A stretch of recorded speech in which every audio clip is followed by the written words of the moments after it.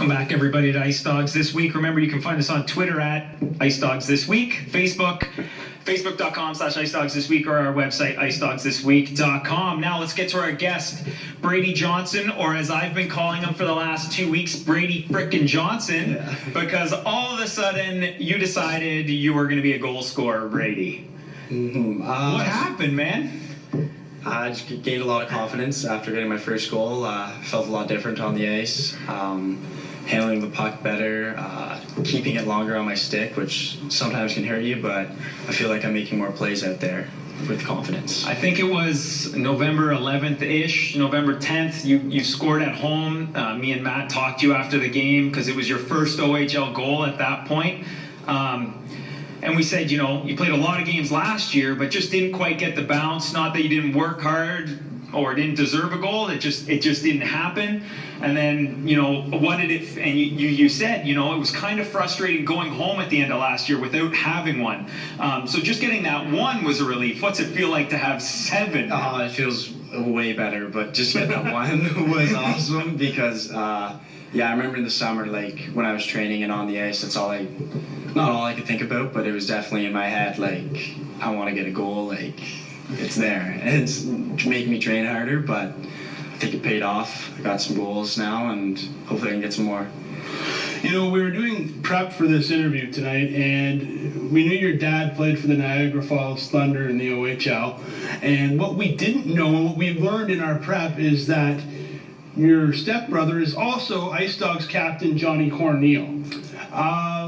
I was going to ask you initially, what was it like to follow your dad's footsteps to play in the OHL in Niagara? But now I have to add, what's it like to follow your dad's footsteps and your stepbrother's footsteps to play in the OHL in Niagara? It's awesome. I remember when Johnny got drafted here, and I became a huge fan because I'd always come down to his games, watch him play, and it was actually pretty cool to be drafted in the same team as him and now play on the same team as him. In the summertime, we train together, so we push each other harder and harder every day and just get better. So when Johnny was named captain this year, did you automatically assume you were going to be assistant captain because your stepbrothers? No. Definitely has some pull though that he's captain. You get to throw a song on the radio in the change room, stuff like that. Yeah, kind of stuff like that. Yeah. That said, okay, so you're when people watch the OHL, they always go by birth date, but they always look at the year, right? So you're a 99 birth date, which typically means last year would have been your draft year, but you're a late 99, so you're December 24th. So technically, right now, you're still only 17 years old.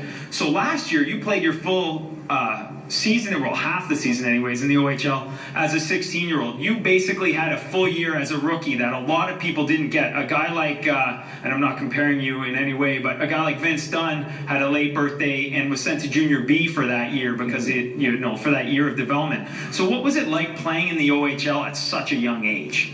It was tough. The guys are obviously a lot bigger from Junior A and Junior B, way faster and stronger, and it was definitely a big change for me, but I think I handled it well. I had a lot of support from the coaching staff.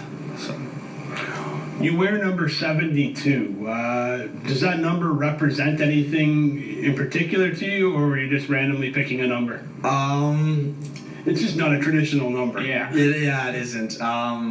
Well, this summer we got notified that we could have higher numbers, so I like Hornquist on Pittsburgh. I think he was drafted last round to the NHL, and then he gets the game-winning goal to win the Stanley Cup. I thought it was pretty cool, so I changed my number to that, and just been rolling with it ever since. Does that have anything to do with, like, even where you were drafted into the OHL, right? Because you weren't exactly second-round pick, guaranteed ice time. Yeah. I think it was, we were looking it up earlier, I think it was 13th round into the OHL. So you were a guy that's always, you haven't been given anything. You've had to work for it. So does that kind of relate to you, I guess? Yeah, it does. That's why I chose the number completely. And so does that, did that change your mentality knowing when you were, you're drafted 13th overall? Did that maybe change your mentality when you came into training camp last year?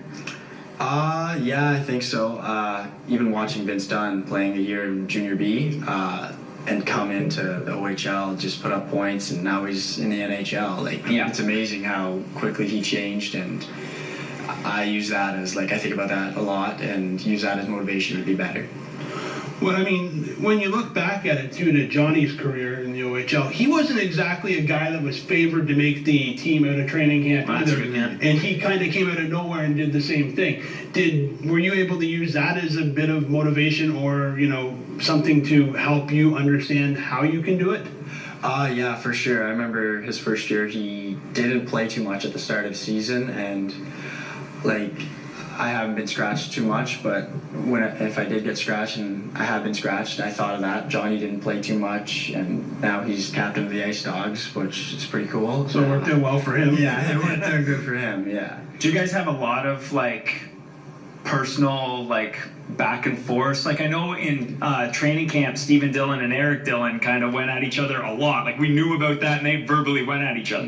We don't know a lot about you guys. Do you have a bit of a competition going? I don't think so. We've always been, like, we have never fought or argued with each other, really. We've been great friends ever since our parents got together. No competitions, really. He made a joke. I've been putting up points, and he's like, you might have more than me at Christmas, as a joke. And you got more goals. Yeah. I just looked it up. Bragging rights. Yeah, bragging rights at Christmas, I guess, is what it would be. So. You should have, like, a trophy at home or a belt. Like a belt you just get to wear around, whoever's got the most goals at the time. Matt's a wrestling guy. He would get that. You'd be into that. So when you were growing up playing junior hockey, right, you're obviously like before the OHL, you're obviously a hockey family. Did you guys have, there's all those stories about the McLeods playing road hockey and stuff. Were you like a big road hockey guy? When Johnny told us last year about how they used to play road hockey games with Vince Dunn. That's true. That's right. That's right. So now we found another player in those. So were you involved in those games? Yeah, some of those games. And when Vince wasn't there, we played, like, with kids around the block too. Like, we just play street hockey, and I remember I'd always go goalie though. So you go goalie? I'd go goalie, yeah. I always found it fun in road hockey, but. So now, like, if Steven goes down, Colton goes down, you're next up? Possibly. might get a little ugly if that happens. Yeah. Anyway. So last week when you scored one of your goals, I had a friend who was just at the game, and he texted me, it was that backhand goal against Erie. He texted me, he's like, that was an unbelievable goal. Like, who is this kid? And I was like, well, here's the thing you need to remember about the OHL. Every single kid that's playing in the OHL was one of the best players on their team in AAA. So how big of an adjustment was it for you to go from being, top line, getting lots of minutes, to, playing in the OHL and basically taking on a completely different role last year before this goal scoring spree this year? I think I adjusted to it well. I had a lot of help from my dad just to keep positive. Like, you're in the OHL, like, you do as you, like, are told, and you just work hard at it every day, and, like, you'll earn your spot over time when it comes. Last year, you started the year in a place called Rayside Balfour playing for the Canadians. Can you tell us where Rayside Balfour is, and what is there to do outside of hockey in Rayside Balfour? Rayside is about 25 minutes northwest, I think, of Sudbury. So, yeah. A little bit north. Yeah, that's not real close. Yeah, I lived in Chelmsford, which was kind of in between. What to do? Well, the guys that were from there hunted and fished, but that was not my jam, no. Please tell me you had good Wi-Fi in college. Yeah. Right? Yeah, I guess so too. Yeah, definitely PlayStation, playing some video games. Did that up there. Go to the movies the odd time as well. Well, what we do know right now, anyways, is that goal scoring is your jam. So good luck the rest of the season, and just thanks for coming on with us today. Thank you for having me. All right, time to take a quick break. When we come back, we'll talk about the IceDogs games coming up.